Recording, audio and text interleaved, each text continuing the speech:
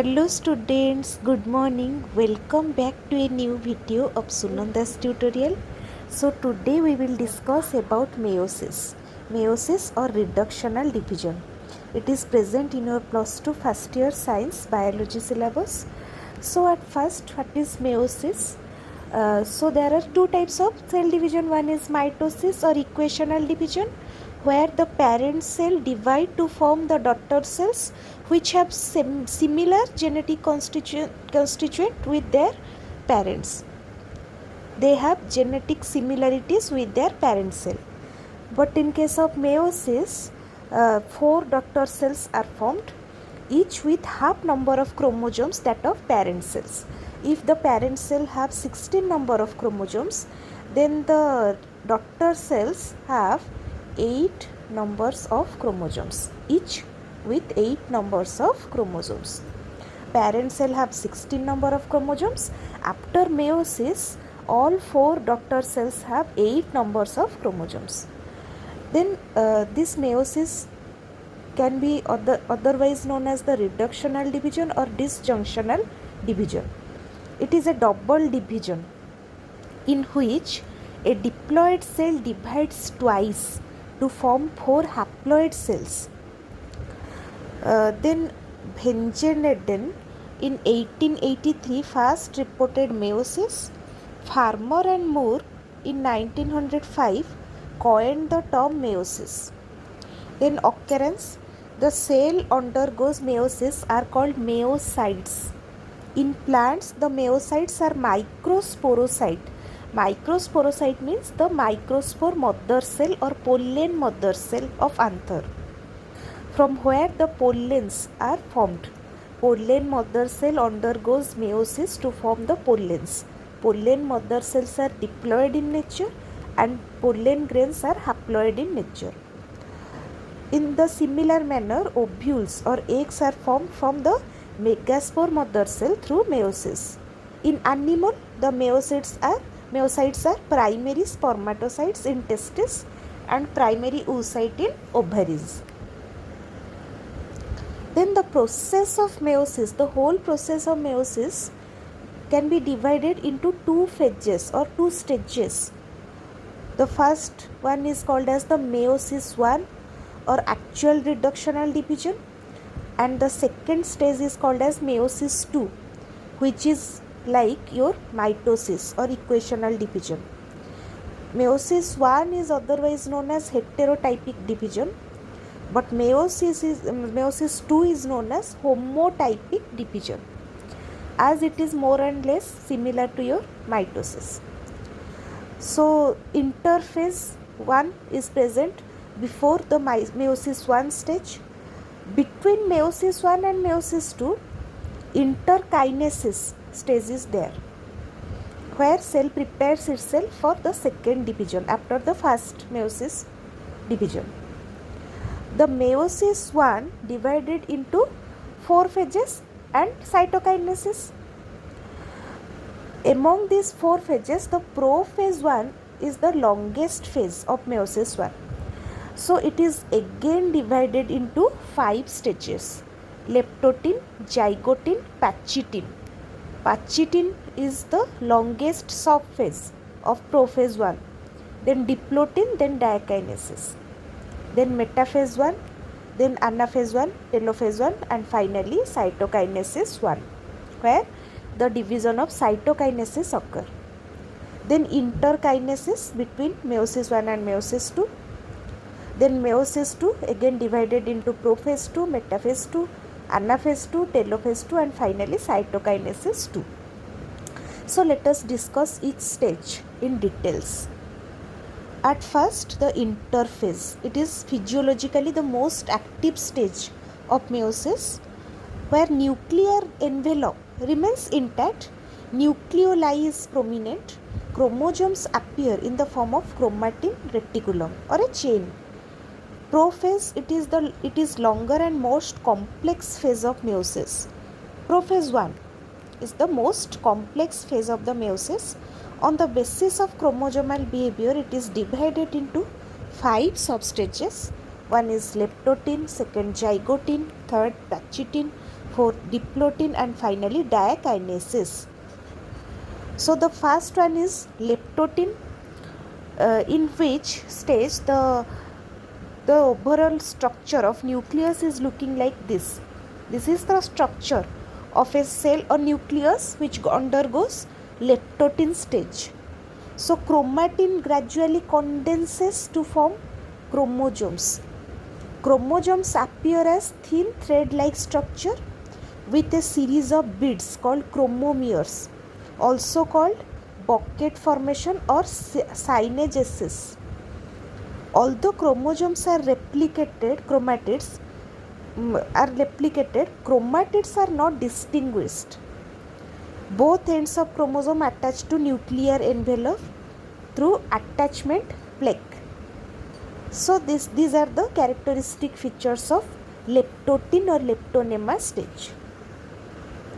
Then zygotin or zygonema stage, where the pairing of homologous chromosomes takes place. So generally, what is homologous chromosome?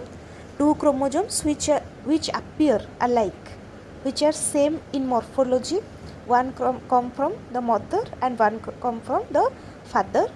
So these two homologous chromosomes which appear same, they come together and the pairing occur between the homologous chromosomes, and that pairing is called as the synapsis. Each synapsed chromosome pair is called bivalent. This is one bivalent. During synapsis, a ladder-like proteinaceous structure appear called synaptonemal complex between two homologous bivalent. Suppose it is one chromosome, it is another chromosome.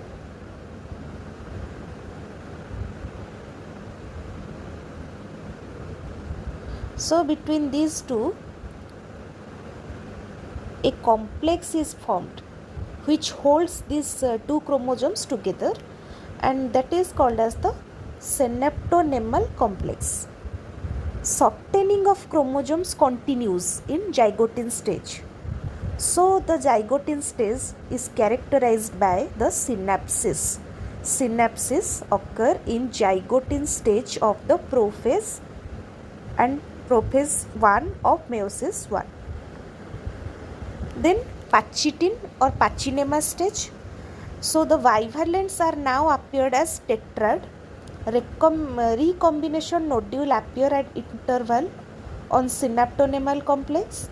Recombination nodules are thought to contain enzymes for crossing over. So then crossing over occur between non-sister chromatids. So suppose it is one chromosome, it is another chromosome. So these two are sister chromatids, but this and this are non-sister chromatids. So crossing over will take place between these two non-sister chromatids. So they cross over in the place of recombination nodule.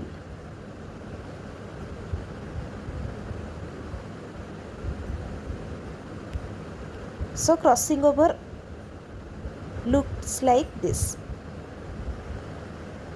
This is one recombination nodule, this is another recombination nodule, or the point of crossing over between two homologous chromosomes, and these two are non-sister chromatids. At this stage, the nucleolus is completely disappeared. So the Pachitin stage is characterized by the presence of crossing over between two homologous chromosomes or two non-sister chromatids of homologous chromosomes. Then diplotin stage, the synaptonemal complex dissolves so that homologues in bivalent separate from each other except at crossing over point or chiasmata. So at diplotin stage, both separate from each other, the crossing over separate from each other except that crossover point.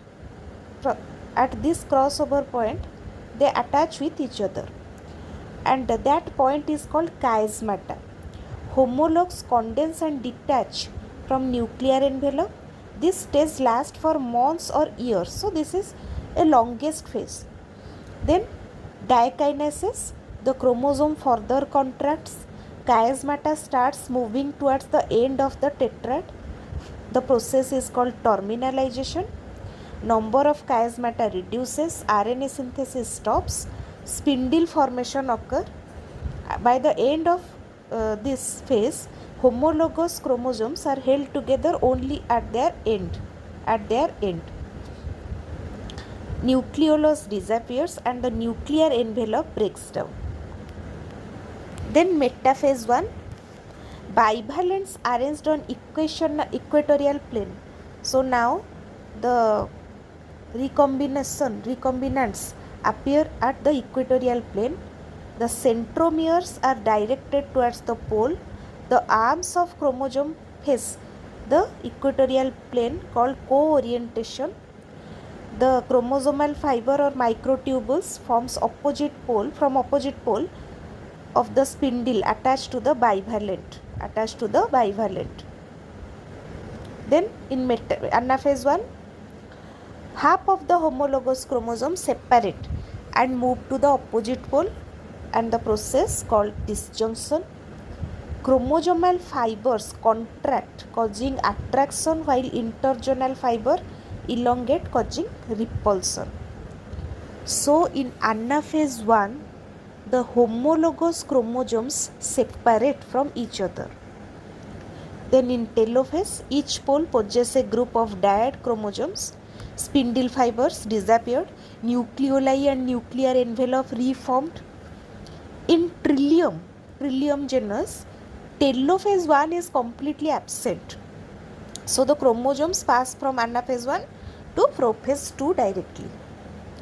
Then interkinesis. Interkinesis is a very brief interface between meiosis 1 and meiosis 2. There is no DNA replication, that is S phase is absent during interkinesis. So in meiosis 2 it is a homotypic division. Meiosis 2 is similar to mitosis, in which chromosome number remains constant. And prophase 2, what are the features of prophase 2? Chromosome again shorten and thicken, nucleoli disappear, nuclear envelope breaks down, the spindle fiber appears right angle to the spindle of meiosis 1. In animal cells, centrosome divide and move towards the opposite pole. Then metaphase 2, chromosome aligned in one equatorial plane, spindle fibers attached to kinetochore of sister chromatids. Centromere remains on the metaphagic plate while the chromatids are extended towards the pole. Then anaphase 2, the centromere divides. Suppose it is one chromosome. Here the centromere divides and two chromatids of each chromosome separate and pull towards the opposite pole like this. The separated chromatids are now called daughter chromosomes. Then telophase 2, the daughter chromosomes reach at opposite pole. The chromosomes uncoil to form chromatin. Nucleoli and nuclear envelope reappear and spindle fibers disappear, because the role of spindle fibers are now completed. Then cytokinesis, the division of the cytoplasm. In meiosis, two types of cytokinesis observed. One is successive type, second one is simultaneous type. Cytokinesis occur after meiosis 1 and meiosis 2 as a result of 4 haploid cells are formed. In plant cell, the cells are arranged in the form of isobilateral tetrad or in linear manner. In simultaneous type, cytokinesis occur twice only after meiosis 2. In 4 haploid cells arranged as tetrahedral tetrad. In plant cell, cytokinesis takes place by cell plate method, while in animal cell, it takes place by cleavage or furrowing method. I have already told you about cell plate and furrowing method in my mitosis video. So if you have not watched those videos, please first go through that video, then listen to this. So I hope you really enjoyed this class and will get benefit from this class in your upcoming exams. So this meiosis and mitosis division, both videos are very important for plus 2 students, for plus 3 students, as well as MSc students and competitive aspirants like SSB aspirants, OPSC assistant professor aspirants. So this is very important. Please like this video and share with your other friends, students and family members, and please subscribe to my channel Sunanda's Tutorial to get more videos like this. I will discuss another important topic of botany or biology in my next video, so please stay tuned. Thank you.